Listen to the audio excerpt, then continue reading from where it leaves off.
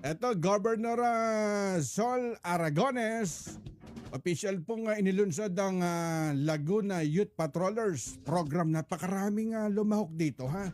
Nasa 600 na kabataang Lagunense. Narito ang balita ni Jay Martin. Target on air. Live report. Sa bawat kabataang may pangarap na marinig ang kanilang boses, nagsimula ang isang bagong yugto. Mahigit 600 na kabataang Lagunense ang nagtipon sa Provincial Extension Office sa Hectan, Calamba City para sa Laguna Youth Patrollers onboarding program na pinangunahan ni Governor Sol Aragones. Layunin ng programa na bigyang kakayahan ang mga kabataan na maging responsable at mapanuring tigapagatid ng impormasyon sa kanilang mga komunidad. Kasama sa pagsisimula ng kanilang paglalakbay, ang orientation, journalism training at media ethics lecture na pinangunahan ng mga veteranong mamamahayag at mga opisyal ng pamahalang panlalawigan ng Laguna.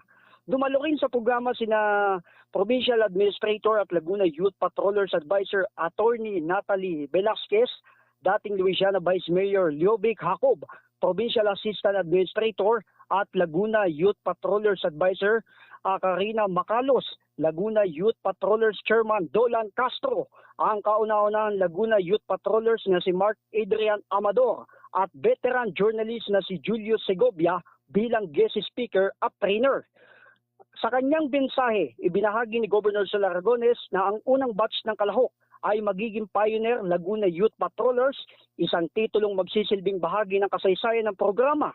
Inanunsyo na rin ang planong pagtatayo ng isang newsroom sa Kapitolyo ng Laguna na magiging sentro ng pagsasanay at opisyal na tanggapan ng organisasyon. Bilang dagdag na suporta sa mga kabataang kalahok, sinabi rin ng gobernador na magsisimula silang makatanggap ng allowance sa July. Higit sa isang programa, ang Laguna Youth Patrollers ay inaasahang magiging daan upang mas maraming kabataan ang maging responsable, mapanuri at handang gamitin ang kanilang boses para sa katotohanan at ikaunlad ng kanilang mga komunidad. Mula dito sa lalawigan ng Laguna, ako si Jay Martin ng Target On Air, nag-uulat para sa Mi Radio. Karex. At si Bokal Carla Adaharba, saan naka-assign, saan nakabit? At alam mo naman to, Karex, talagang si Carla Adhar against kay Governor Sol Aragones. Pero nandito siya sa ikatlong distrito ng Laguna. At hindi ba kukuning patroller ni Governor Sol Aragones para may balita din sa area ni Bokal Carla? Tama ka, Karex. Ito nga napansin na naman ni Bokal Carla Adhar yung naging programa ni Governor Sol Aragones para doon makatulong yung ilang mga kabataan sa pagbibigay ng ilang programang epektibo sa lalawigan ng Laguna, Karex. Okay, salamat Jay.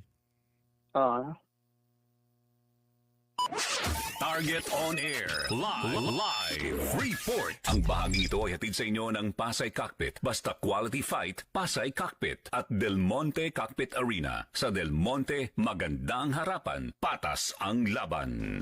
Ay, napakinggan nyo si Kuya Jay Martin mula dyan sa lalawigan ng Laguna.